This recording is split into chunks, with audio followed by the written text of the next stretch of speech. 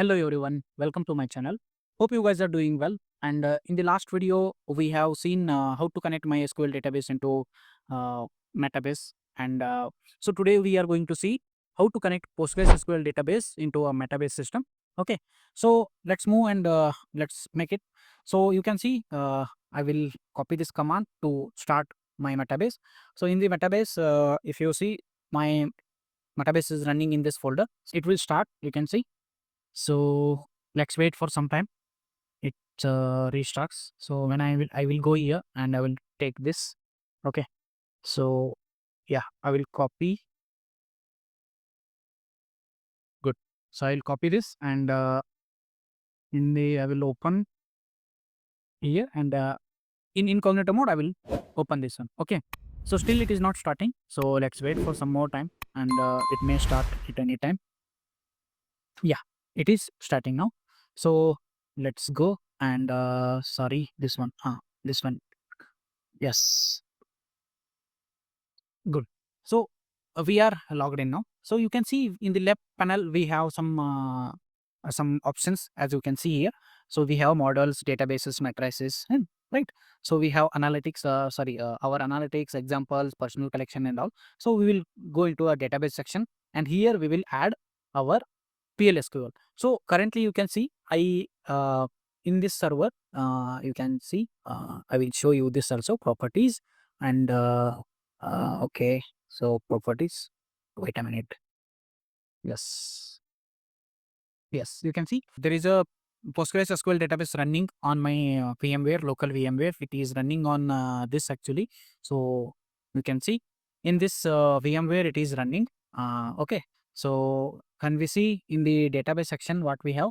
So in the Postgres, we have a schemas. In the public we have tables, and in the tables section we have only one table, which is employees. You can see if I run this query, so I'll get some 10 rows of records. Okay. So we will connect this one and so quickly I open the properties and I will copy the connection strings. Okay, connection details, and I'll come into this section.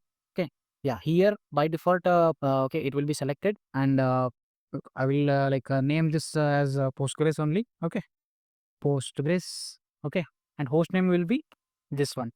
Okay, and port name is this 5432. Okay, this one is a default, and my database name and username are same actually, which is Postgres, and username will be Postgres, and password will be test at 123. Okay, this is very simple, and we just need to provide inputs here, and we click save button. Okay, here we have some more sections. For example, show advanced option. So if we see, we can pass some more strings here on JDBC, and we also can choose like when to sync and when to we can say scan the filters happens on. Okay, so we can set it up, and we will do it later. Okay, now I click on the save button, and you can see I'm getting a error. So invalid value of parameter time zone Asia Kolkata. Okay, so this is actually a wrong time zone, so that's why it's giving this issue. So now for this, so what we need to do, we need to pass a different time zone while we start our metabase. So what we will do, I will cancel this. Okay, this is my running. Okay, so what I will do, yes, so I think it is available in the yeah. So you can see we need to pass this time zone equal to Asia Kolkata while running a metabase. Okay, so this is the command. For that we need to pass the time zone of our location. So I will hit this one, and we'll check now. Okay, let's see. It takes some time, so we'll wait for that. Good, it's starting, right? So now we'll go here, and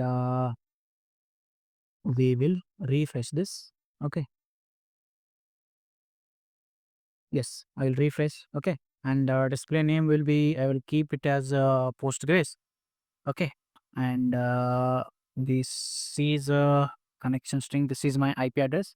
Okay, port will be 5432, and this one is my Postgres only. Okay, and I will copy this and I will paste this one. Password will be test at Okay. Yes. Test.